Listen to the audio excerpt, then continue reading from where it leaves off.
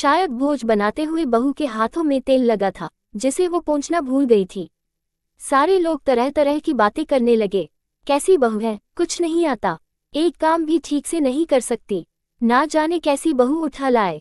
एक आरती की थाली भी संभाल नहीं सकी। उसके पति भी गुस्सा हो गए, पर सास चुप रही। सास बहू की ये कहानी पढ़कर आपकी आंखें सजल हो उठेगी। कुछ रिश्ते बहुत मीठे होते हैं, बस बातें कड़वी होती हैं। बहू कहाँ मर गई? अंदर से आवाज आई, जिंदा हूँ माँ जी।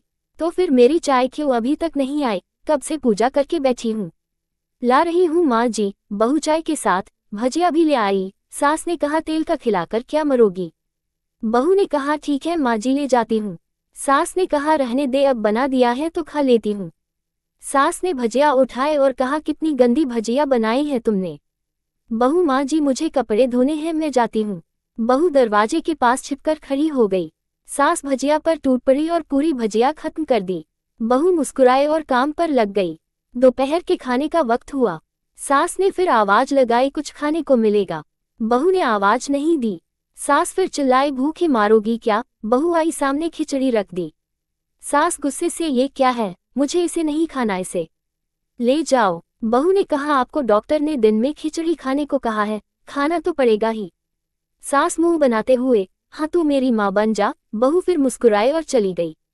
आज इनके घर पूजा थी। बहू सुबह 4 बजे से उठ गई। पहले स्नान किया, फिर फूल लाए, माला बनाए, रसोई साफ की, पकवान और भोज बनाया। सुबह के 10 बज गए। अब सास भी उठ चुकी थी।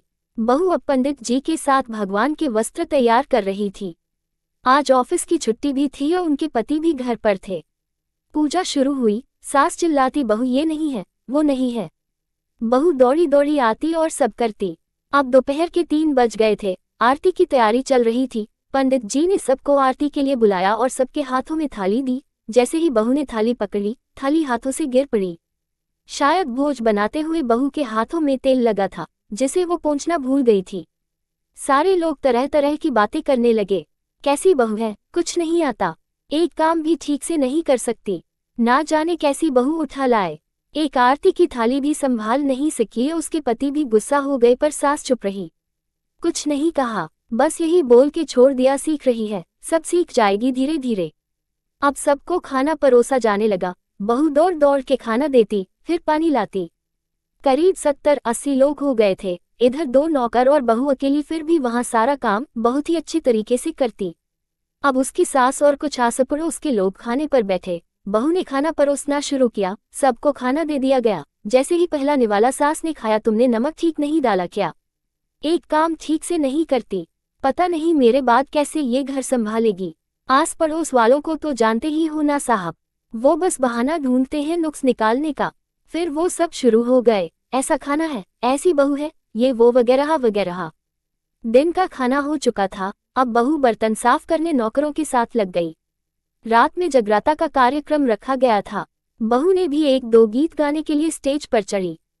सास जोर से चिल्लाई, मेरी नाक मत कटा देना, गाना नहीं आता तो मत गा, वापस आ जा।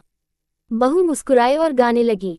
सबने उसके गाने की तारीफ की, पर सास मुंह फुलाते हुए बोली, इससे अच्छा तो मैं गाती थी जवानी में, तुझे तो कुछ भी नहीं आता। बहू मुस्कुराए और चली गई। अब रात का खाना खिलाया जा रहा था। उसके पति के ऑफिस के दोस्त साइड में ही ड्रिंक करने लगे। उसका पति चिल्लाता, थोड़ा बर्फ लाओ, तो सास चिल्लाती, यहाँ दाल नहीं है, फिर चिल्लाता, कोल्ड ड्रिंक नहीं है, पापड़ ले आओ। इधर उधर आखिरी में उसके पति की शराब गिर पड़ी उसके एक दोस्त पर और बुलेट टूट गई। पति गुस्से में 2 झापड़ अपनी पत्नी को लगाते हुए कहता है, जाहिल कहीं की, देखकर नहीं कर सकती, तुझे इतना भी काम नहीं आता। सारे लोग देखने लगे। उसकी पत्नी रोते हुए कमरे की तरफ दौड़ी। फिर उसके दोस्तों ने कहा, क्या यार, पूरा मूड खराब कर दिया, यहाँ नहीं बुलाया होता, हम कहीं और पार्टी कर लेते। कैसी अनपढ़ गंवार बीवी ला रखी है तूने, उसे तो मेहमानों की इज्जत और काम करना तक नहीं आता, तुमने तो हमारी बेइज्जती कर दी। अब आस पड़ोस की औरतों को और बहाना मिल गया था। वो कहने लगी, देखो क्या कर दिया तुम्हारी बहू ने, कोई काम की नहीं है। मैं तो कहती हूँ अपने बेटे की दूसरी शादी करा दो, छुटकारा पाओ इस गंवार से।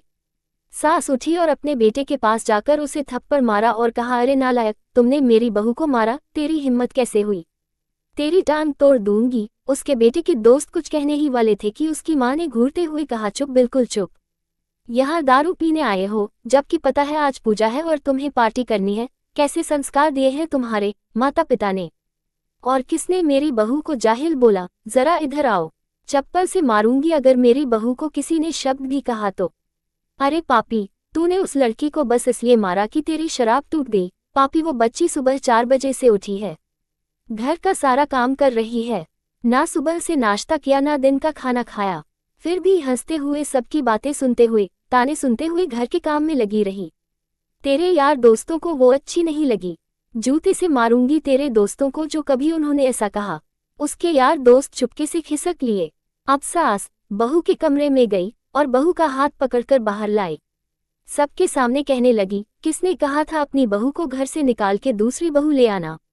जरा सामने आओ। कोई सामने नहीं आया। फिर सास ने कहा, तुम जानते भी क्या हो इस लड़की के बारे में? ये मेरी माँ भी है, बेटी भी। माँ इसलिए मुझे गलत काम करने पर डांटती है और बेटी इसलिए कभी कभी मेरी दिल की भावनाएं समझ जाती हैं। मेरी दिन रात सेवा करती है, मेरे 1000 ताने सुनती है पर एक शब्द भी गलत नहीं कहती, ना सामने ना पीठ पीछे। और तुम कहते हो दूसरी बहू ले आऊं? याद है ना छुटकी की दादी, अपनी बहू की करतूत? सास ने गुस्से से पड़ोस की महिला को कहा, अभी पिछले हफ्ते ही तुम्हें मियाँ बीवी भूखे छोड़ घूमने चले गए थे। मेरी इसी बहू ने 7 दिनों तक तुम्हारे घर पर खाना पानी, यहाँ तक कि तुम्हारे पैर दबाने जाती थी और तुम इसे जाहिल बोलती हो। जाहिल तो तुम सब हो जो कोयले और हीरे में फर्क नहीं जानते।